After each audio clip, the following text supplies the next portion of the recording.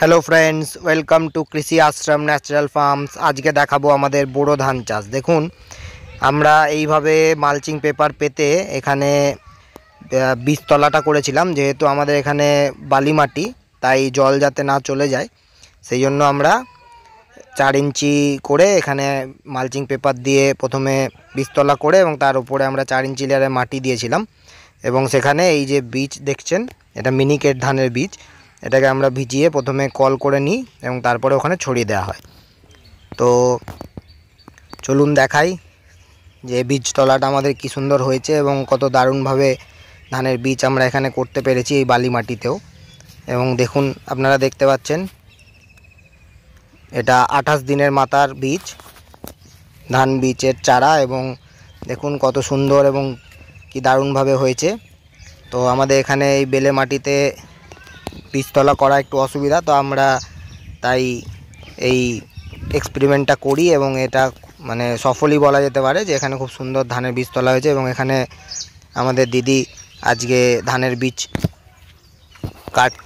ধানের বীজ তুলছে এবং এটাকে আমরা এরপরে লাগাবো। এবং আমরা যে মাটি প্রিপারেশন করেছি সেটাও আপনাদের দেখাবো কীভাবে করেছি। তো দেখতে পাচ্ছেন খুব সুন্দরভাবে বীজটা তৈরি, বীজ ধানটা খুব সুন্দরভাবে চারা তৈরি হয়েছে। এবং আজকে আমরা এখানে বীজতলা থেকে ধানের চারা আমরা কাটছি এবং এরপরে আমরা এটাকে জমিতে, আমাদের যে জমি রেডি করেছি সেই জমিতে আমরা এটাকে বপন করব।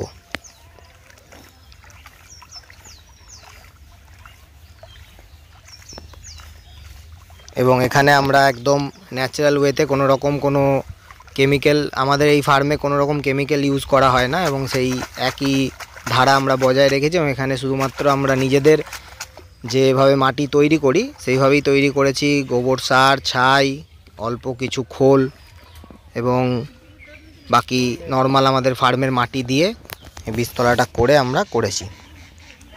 তো চলুন, এখানে 8 গুন্ডা মতো বীজ দিদি তুলছে এবং সেখানে এটাকে এরপরে আমরা রুইব। চলুন আমরা আগে তো আপনাদের দেখাই যে আমাদের জমির প্রিপারেশনটা আমরা কিভাবে করছি। এখানে আমরা দেখুন আমাদের পেঁয়াজও চাষ করেছি এবং ন্যাচারালি কত সুন্দরভাবে পুরো জিনিসটা গ্রোথ নিচ্ছে এবং গাছগুলোর চেহারা দেখলে আপনারা বুঝতে পারবেন। এবং যারা ভিজিটে আসে তারা অনেকে বলে যে আপনারা কিছু দেন না, তাও এত সুন্দরভাবে হচ্ছে। তো চলুন সেটা নিয়ে পরে বলবো। এখন আপনাদের দেখাই যে ধানের জমি, যেখানে ধানের চারাগুলো আমরা রুইব, সেইটা গতকাল আমরা চাষ দিয়েছিলাম। তো কালকে সন্ধ্যেবেলায় বৃষ্টি হওয়ার কারণে আরেকবার সকালে আমরা চাষ দিচ্ছি। এবং এই চাষ দেওয়াটা হয়ে গেলে এরপরে আমরা এটাতে জল চালিয়ে দেব এবং জল চালিয়ে দিয়ে সেখানে আমরা চারাটাকে রোপণ করব। এবং আমরা যে চারা লাগাবো সেটা নর্মালি লোকে যেভাবে লাগায় ঘন করে বা একটা গুচিতে যেরকম 8টা-10টা অবধি ধান চারা দেয়, সেটা না করে আমরা খুব অল্প সংখ্যক 4টে, ম্যাক্সিমাম 4টে আপনার চারা দিয়ে এবং অনেকটা গ্যাপ করে, মানে 8 ইঞ্চি 8 ইঞ্চি এটা মোটামুটি আমরা মেনটেন করে লাগাবো। এবং এরপর আপনারা দেখতে পাবেন আমরা যখন রুইব সেটারও আপনাদের ভিডিওর মধ্যে আমি অ্যাড করব। তো সেখানে দেখতে পাবেন যে কীভাবে আমরা ধানের চারাটা ফাঁকা করে রুইছি। তো এখন দেখতে পাচ্ছেন বিশ্বজিৎদা আমাদের এখানে জমিটাকে আরেকবার চাষ দিয়ে দিচ্ছে। এটা আমাদের নিজেদেরই একটা ছোট 7 HP হ্যান্ড ট্রিলার আছে। এটা দিয়েই আমরা টোটাল আমাদের এই ফার্মে যা চাষ হয় এই ট্রিলারটা ইউজ করা হয়। এখানে কোনো রকম ভারী ট্র্যাক্টর আমরা ইউজ করি না, যাতে জমি বসে না যায় বা জমির ভেতরে অণুজীবের যে কলোনি সেগুলো যাতে নষ্ট না হয়। তো এখন দেখছেন বন্ধুরা আমাদের জমি চাষ দেওয়া হয়ে গেছিল। এরপরে আমরা জমিতে জল দিচ্ছি এবং জল দিয়ে এটাকে মই দেওয়া হবে এবং তারপরে এখানে আমরা চারাটা লাগাবো।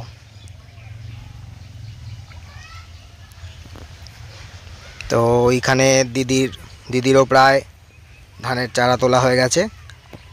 তো দেখুন এই একটা 360 ভিউ মোটামুটি আমাদের ফার্মের। এখানে আমরা আলু, সর্ষে এবং বিভিন্ন রকমের সবজি সবই আমরা নিজেদের লাগিয়েছি। এই দেখুন আমাদের চারা, যেটা এখন ওখান থেকে তোলা হলো। তো চলুন এবার আমরা এটাকে রোয়া হচ্ছে। এ দেখুন বন্ধুরা, যেটা আপনাদের বলছিলাম যে আমরা কিভাবে রুইব অনেকটা ফাঁকা ফাঁকা করে।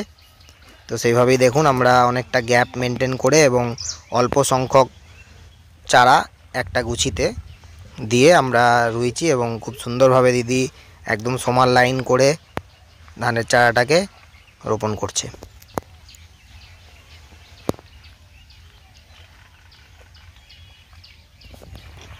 আর পিছনে ওই দেখছেন বিশ্বজিৎ দা ও জমিটাকে সমান করতে করতে যাচ্ছে পাটা মেরে, এবং দিদি রুইতে রুইতে যাচ্ছে। তো দেখুন বন্ধুরা অনেকটা এগিয়ে গেছে এবং এইভাবেই আমরা আমাদের এই পাটটাকে পুরো রুইয়ে দেবো। এটা 11 ফুট বাই 100 ফুটের একটা পাট, এরকম আমরা মোট। এই দেখুন বন্ধুরা আমাদের রোয়া কমপ্লিট। এখানে দেখুন একদম লাইন বরাবর আমরা মোট এখানে 14টা লাইন আমরা রুয়েছি, এবং সেমভাবেই আমাদের এই যে পাশের জমিটা দেখুন আবার তার পরের পাটটাও আমরা রেডি করছি, এবং এখানেও আমরা সেম প্রসেসে ধানটাকে রোপণ করব। আশা করি আজকের এই প্রাকৃতিকভাবে ধান চাষের প্রতিবেদন আপনাদের ভালো লাগলো। সঙ্গে থাকার জন্য ধন্যবাদ।